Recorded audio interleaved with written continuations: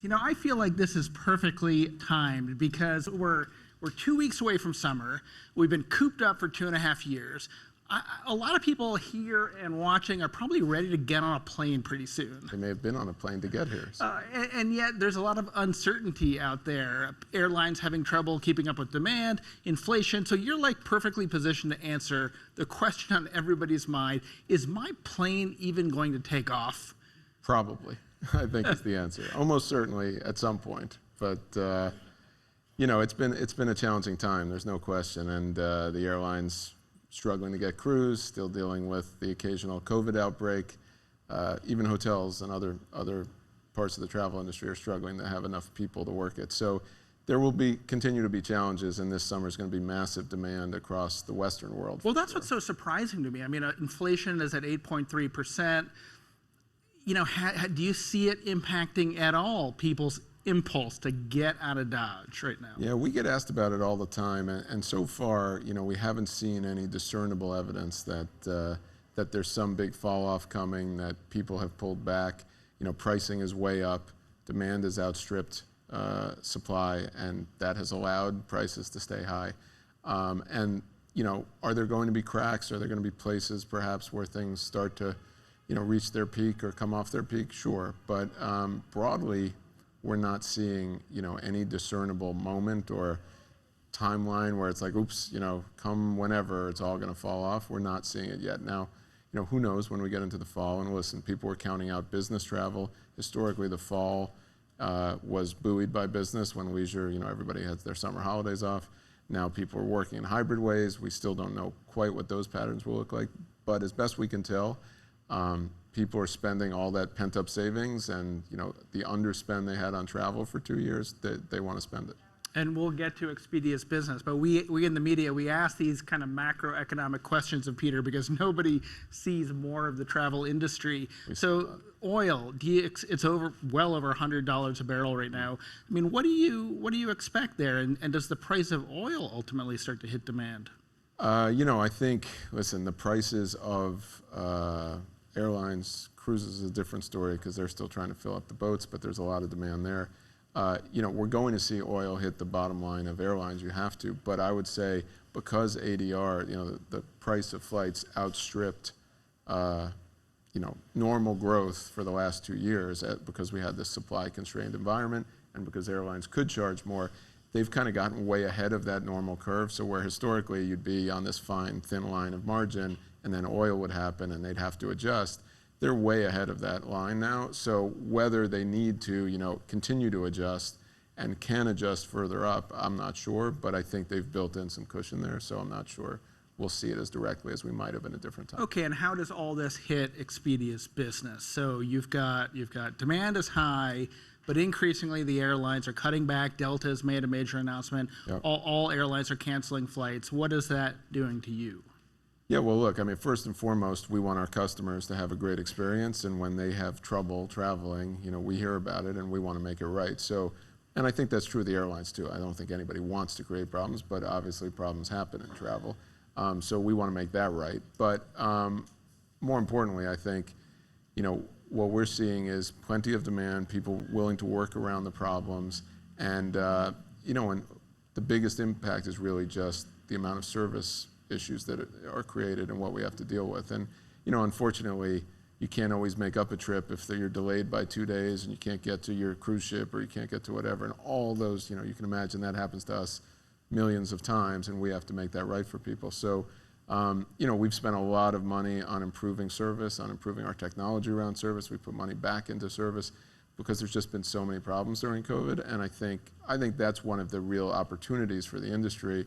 And I've spoken at some industry things recently, is that the players, including us, can come together to really make the process better. We had a big event in Las Vegas, and that was sort of what we talked about, was there's like a moment here where we can all start to work together to make the traveler experience better, instead of kind of historically where we all just fought for travelers and tried to own market share. You know, there's really opportunity to improve things. All right, well, we look forward to you guys figuring that out. We're working on it. Well, I mean, considering demand has come roaring back, I can't imagine that the service hit you're taking is enough to really justify what the stock market has done to Expedia stock. I mean, what is it, down 30%?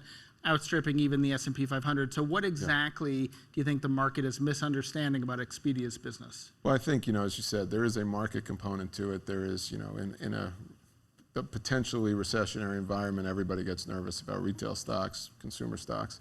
But I think clearly, what I think the market has missed, we're on a really important technology journey to change our company, both in terms of what our core technology is, how it drives traveler experiences, how it drives traveler love and improves the journey for everybody.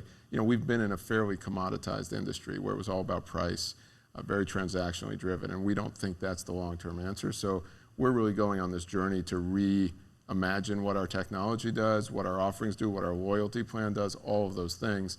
And to make those moves and to go from multiple stacks and all the things we had to one really powerful stack, you have to sort of take a step back to move across. And so I think the industry likes to rate, or the stock market likes to rate the industry on old metrics, room nights and things like that. But all room nights aren't created equally. All profitability of customers is not the same. Lifetime value of customers is different. So we're kind of going on a different journey that we have to help the market understand. But it's a really impactful journey, and it's going to open us up to this B2B opportunity that we've talked about. We'll talk about that. And yeah. sorry, I don't want to jump the gun, but I got an order here. Oh, sorry. But there's a real opportunity in the work we're doing to unleash the power of that marketplace, which will really expand the market for us and the market for our supply partners. One area where you have a lot of expertise is in the home rental market with VRBO. Do you think we hit the peak with home rentals during the pandemic, or do you expect it to keep growing? I think it depends what you mean from peak. I think we definitely had a step function increase in adoption for everyone in the home rental business, not just us. And it's been great for us, and we've been pleased with it. I think there's plenty of growth in vacation rentals in the future. We won't see the kind of outsized growth we probably saw during COVID, and hopefully not another COVID or something like that. But I think there's plenty of runway to continue to grow. So I think we'll see how that plays out over the years. But clearly, as consumers become more comfortable with the vacation rental approach, and we think our whole home approach is particularly appealing. Of course, it doesn't serve every customer in every market. We're not big in cities. We're not big in rent a room. That's not our thing. But in our markets, we're very strong, and we've seen great demand, and I think that will continue. Well, speaking of home rentals, one of your competitors, Airbnb, I'm sure to your great frustration, they tend to get a lot of attention when they release sort of incremental design changes. And one recently, one recently was you can search their home rentals by type of stay, so beach, lake, camping, and they heralded that pretty loudly. Is that, in your opinion, a disruptive idea? No. I think it's fun if you want to find a treehouse. I'm all for it. But I think consumers, by and large, there's a subset of people, I'm sure, who go into these markets and say, I don't know where I want to go. I'll go anywhere. Or, and if you go to the new homepage of those guys, it says anywhere in the box that you normally fill in a place. So that's an interesting construct. But I think for the vast majority of consumers, we want to go to a beach somewhere in Florida. It's not anywhere, literally anywhere. So I think it's, they've done some interesting design work. They're very clever about certain things, and they know their market. So I would never undersell them. But I don't think that's a disruptive thing. I do think the power of putting the right, the customer with matching with the right product is super important to success in the market.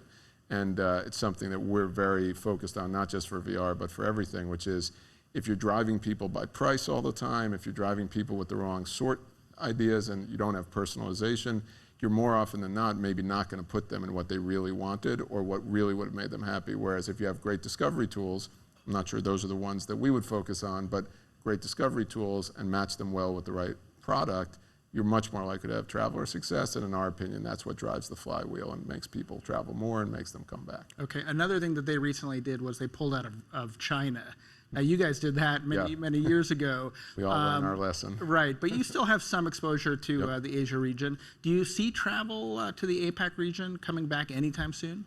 It's dragging way behind the rest. I mean, I will say that, and I said this at our earnings, pretty much everything has been going up and to the right, meaning, there's growth everywhere. They're all just at different places. So, business travel is lagging, but still going up and to the right. APAC is lagging even, much more, but still going up and to the right. Obviously, until China and some of the bigger markets get a better hold on COVID, that's going to continue to be a problem. It's hard to get through. And domestic travel is happening, but almost no one participates in Chinese domestic travel. Airbnb is the last of them that are not Chinese. And some of the other markets are pretty small places. There's just not as much domestic travel. So if you live in Singapore, like once around the island, and you run out of places. So that's an issue, and we don't participate terribly well in domestic travel. But we have many partners there through our B2B business, including in China. We power a bunch of C-Trips outbound travel, and we're missing that business now. We'd love to have that back, but until people can travel internationally, it's not going to be there. Now, Brian Chesky recently told his employees they can work from anywhere. And Elon tweeted that Tesla employees need to get back to the office or they're fired. I say we put them in the ring. Well, I know you've got some Expedia folks here, so I'm sure they're curious to know, are you more Elon or on we're the right. Chesky We side split we were Solomonic about it. We split the middle. I think we believe in both. Like, we understand there were some benefits found during COVID and hybrid work, and there's some benefits to people's lives and how they manage their work and getting rid of certain commutes, certain days, and other things. We'd like to keep the benefit of that and still get people back to work, because we clearly see that when we're together, we're more productive, certainly around certain topics and certain things. Now, programmers often spend, I'll take a microcosm, a programmer might spend all day in an office with headphones on writing code. That doesn't necessarily have to happen in the office, but when there are team things that have to happen, when you're reviewing, products and other things. So what we've said is 50% of your time or more in the office. It's driven by each team. So a team leader can say, we're going to meet on Tuesdays and Thursdays, and the rest is up to you, whatever. And look, I'm old school. I believe good things happen. And during COVID, a couple times when we got really frustrated with problems, I would call in my team or a certain team and be like, meet me in Seattle. We are going to finish this. And in one day, we would get a month's worth of Zoom meetings done and get something out. So it is powerful, and I think people underrate it. And when they come back, they usually feel it and understand why they miss it. But it's been a hard transition, and we're going to have to renormalize, and kind of coming back to hybrid just as summer's coming, everyone goes on vacation. It's going to take. We'll see in the fall. Let's talk about some of your new initiatives. So in May in Las Vegas, you announced something called Open Platform to bring Expedia tools to any company or even individual with a web presence. So tell us how that would work for, say, a social media influencer on their TikTok channel. Sure. Well, first of all, it's called Open World, and that's how we've renamed our platform. And our whole strategy basically to expand the ecosystem and use our technology to enable many more people to drive travel demand. And that takes a few different shapes. So I'll get to your question, but we have many partners like airlines, hotel companies, et cetera, who use our technology to sell other things. So we just started powering Delta's rental car business. We power many airlines' package businesses, and so on. We've been doing that for a long time. It's quite a big business for us. The idea of Open World was to build the whole platform. Again, I mentioned we had to rebuild it for ourselves, but we're rebuilding it with the intention of being able to externalize the whole thing, build it as microservices so that any partner can take any piece of it, our service stack, our e-commerce stack, payments, fraud, whatever.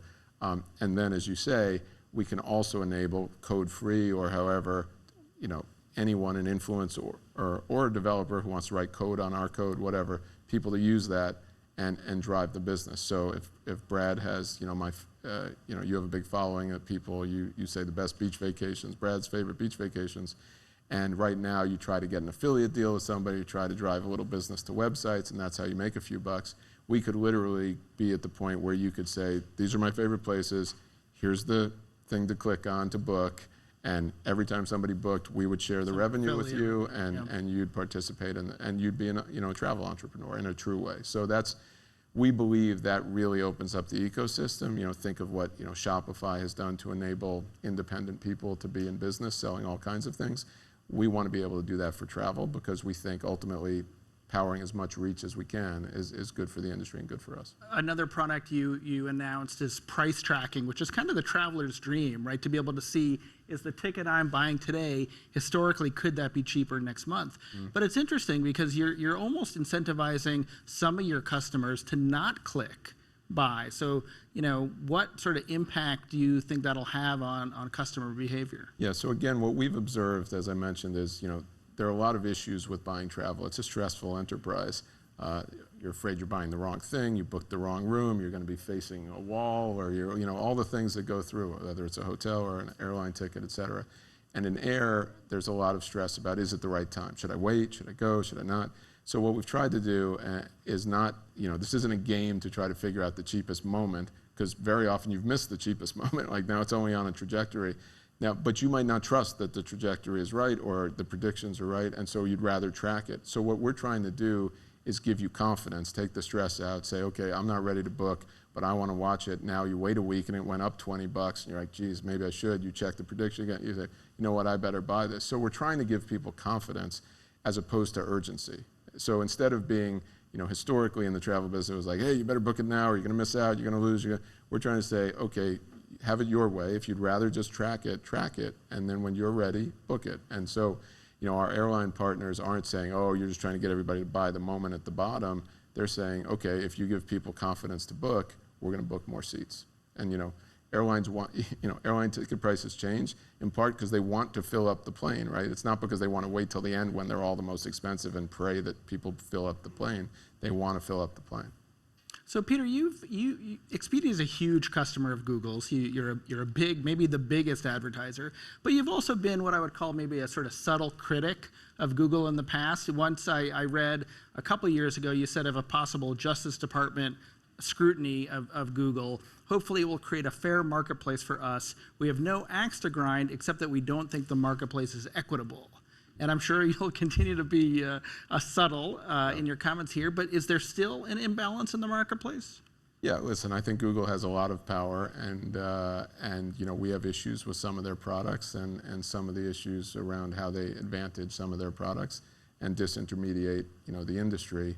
And that's what I was alluding to in those comments, which is we certainly welcome a more benevolent monopoly that treats the marketplace fairly. There are some things they do that aren't like that. There's plenty they do that are, and we sort of accept the game as it is laid out to us and have to play it.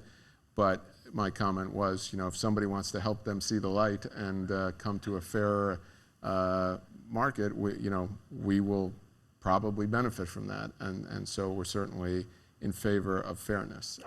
Well, it's interesting because there are now some bills that may or may not come to the Senate floor this summer, like Amy Klobuchar's bill, that would ask the big tech platforms or force them not to kind of engage in self-dealing, right, and privileging their own products. You could see this having a very significant application to what Google does with travel. So how do you feel about Klobuchar's bill, and what do you think the prospects are? We've cooperated in every jurisdiction when legislators want to talk to us about how the markets work and understand it. I'd say the EU's, well ahead of the US in terms of addressing this, and has always taken a slightly harder edge on technology companies in general. And I think the issue is not whether people will decide it makes sense, but more how they apply it. It's great to say it should be fair, but how do you make it fair? And how do you constrain it? And we're not looking to hurt anybody's business. Google's going to be Google and be a multi-trillion-dollar company, but if they can come up with the right ways to apply the rules and come up with some rules that are fair, we think that's good, and the same applies here. Have you talked to the Justice Department or Congress recently? I have not. Okay. We've got about a minute and a half.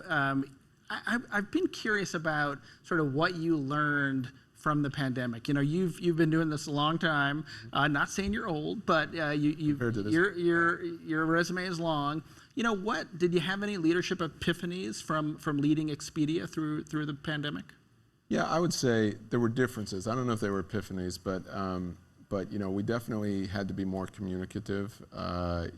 People were suffering, people were struggling. Whether it was personally to deal with it, whether it was, boy, I work at a travel company, is that a good idea during, a pandemic? And keeping everybody engaged, I definitely had to communicate a lot more. And, there's a real difference between communicating in Zoom and sitting in front of a room full of people. On Zoom, everybody's 12 inches away from you, and there's something kind of intimate about it, even when you're talking to 1,000 or 15,000 employees. So I think communications and the power of that, and to bring everybody together instead of kind of the separation of CEOs on stage talking and whatever. That was powerful, I think. And You know, and I think beyond that, it reinforced for me the maxim we all know, which is, you know, never let a good crisis go to waste. I mean, we really took the time to make a major reimagining of what we were going to be and how we were going to go about it, and it was a lot of work and remains a lot of work, but you know, it was enabled in large part because we could do something dramatic in that moment that, you know, is hard to do on a regular way day, and so maybe that just reinforced for me that maxim's a maxim for a reason, and we've certainly tried to do everything we could with the opportunity. All right, Peter, I always like to end my onstage interviews with a lightning round. Uh-oh. So strap in. Ted Lasso, sorry. Favorite place to travel to? Italy. Okay. Best airport in the U.S.? Oof. Is there a best? I don't know. I hear New LaGuardia is pretty nice. Well, okay. Best airport in the world? Probably in Asia, right? Probably, yeah. I don't know. Those are tough questions. Okay. Singapore is pretty great. When you travel, are you a hotel guy or a home rental guy? Depends what I'm traveling for. I'm staying in a hotel this week, and I've rented lots and lots of homes all over the world. And any travel plans this summer? I'm going to London to spend time with our teams in London for most of July, and then hopefully get a week or two off in Italy. Awesome. All right. Peter Kern, thank you very much. Thank you.